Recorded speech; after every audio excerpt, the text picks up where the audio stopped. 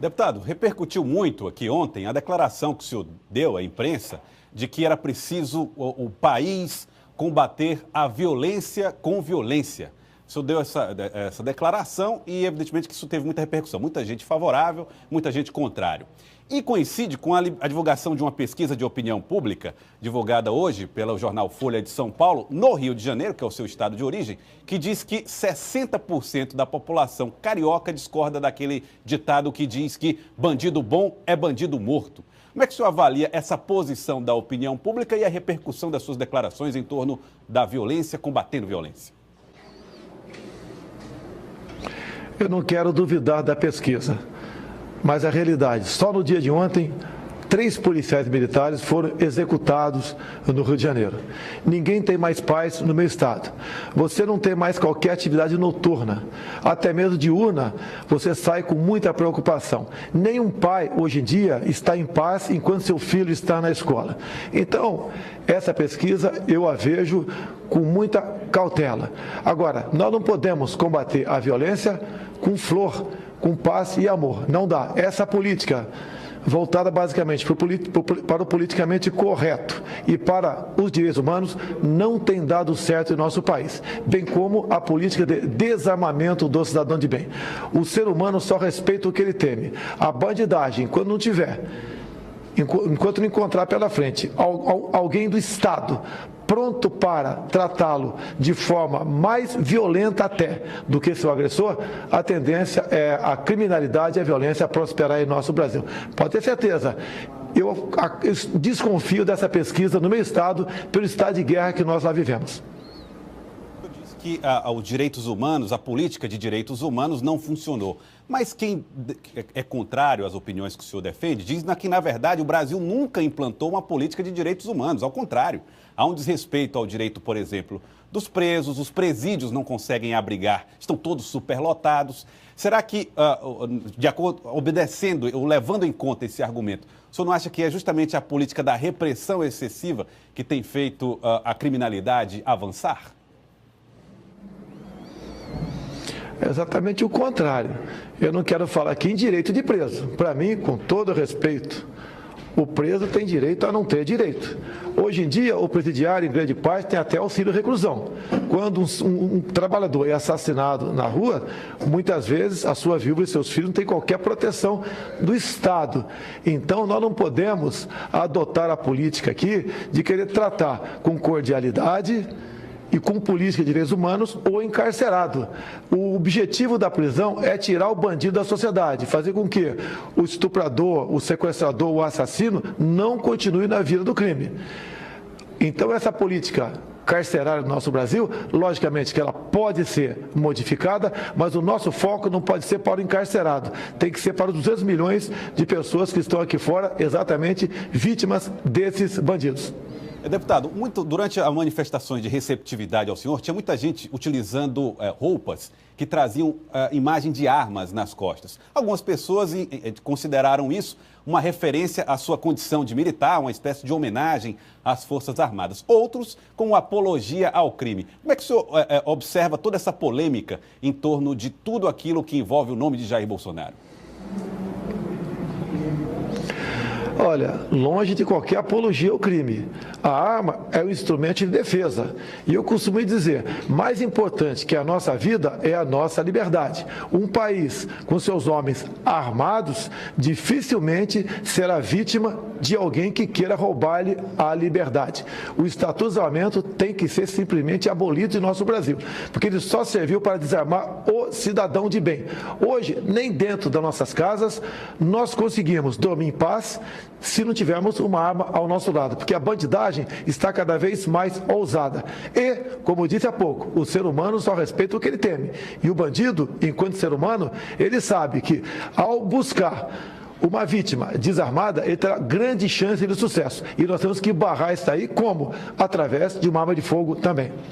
Uma das queixas, agora falando a respeito dos militares que se faz, diz respeito à forma como as corregedorias nos quartéis têm encarado os processos contra militares. Como é que o senhor tem avaliado essa política de punição e julgamento dos militares em todo o país?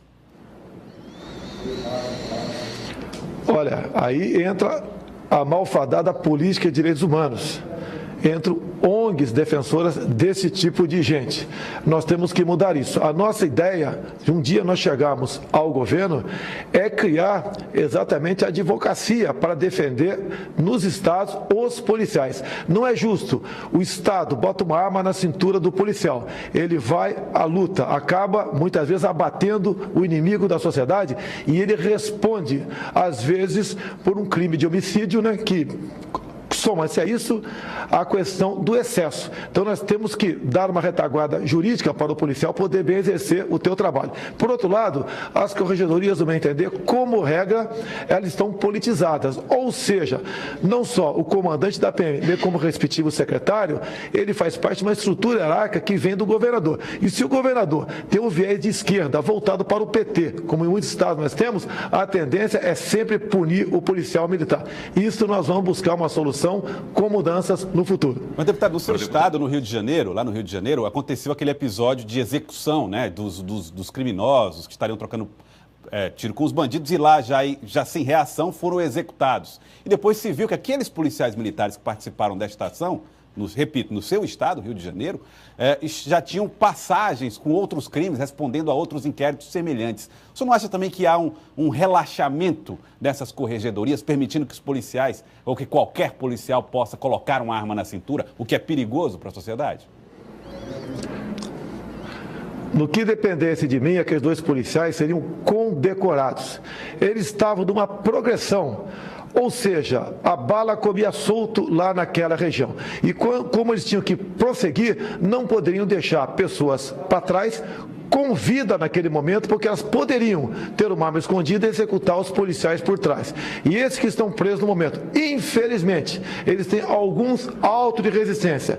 Isso tem que ser para a sociedade um sinal que aqueles policiais trabalham. Afinal de contas, não é trabalho do policial distribuir flores por aí, deputado, e sim tiros para quem agride a sociedade. Deputado, me perdoe, mas essa política que o senhor está defendendo é uma política de guerra, no meio urbano. Quer dizer, é até incompatível. Se fosse o exército num campo de batalha, tudo bem, mas são policiais militares no meio de uma comunidade.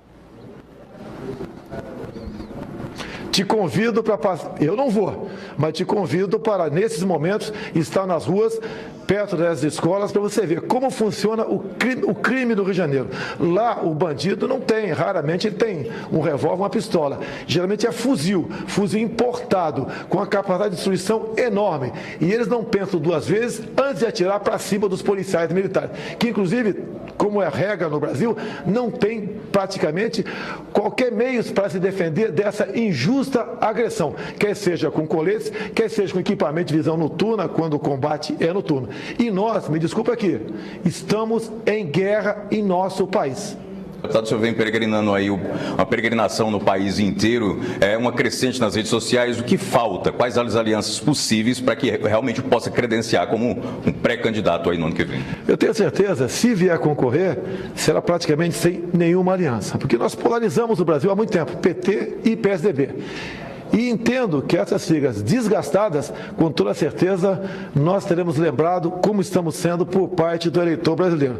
O eleitor não está preocupado se você é de direita ou se é esquerda. Ele está preocupado, em primeiro lugar, se você é uma pessoa do lado do bem, isenta de envolvimento em corrupção e com capacidade, ao escalar um time, que são seus ministérios, poder tirar o Brasil desse estado de coisa que se encontra no momento. Deputado, como seria essa forma de eleição, de candidatura, sem a mídia, sem a televisão, sem a propaganda política? Como é que o senhor vem tentando aí fazer todo esse desdobramento, caso venha a ser candidato, pré-candidato, e fazer uma campanha pelo Brasil inteiro sem a televisão?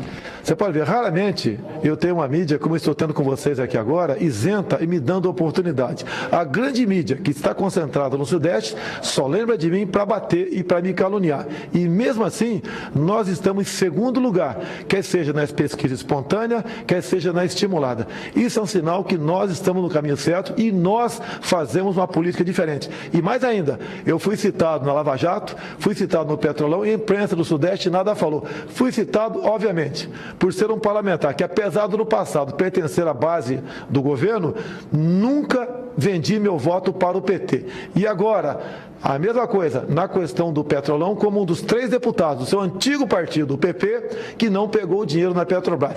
Isso daí, obviamente, ser honesto, não é virtude, é dever. Isso o povo tem entendido e o recado que eles têm, hoje em dia, uma mídia concorre com vocês, são as mídias aí que via internet, é o Facebook, é o Instagram. Então, essa mídia hoje em dia tem um peso muito grande na política brasileira, como teve nos Estados Unidos, como teve na Argentina. Então, a mídia hoje em dia, nós temos as duas partes. A mídia convencional, que é muito importante, mas essa mídia outra aqui, praticamente de graça e em tempo real, à disposição de todos, é que tem feito o meu nome, e não uma campanha, mas a divulgação do meu nome perante todos na sociedade.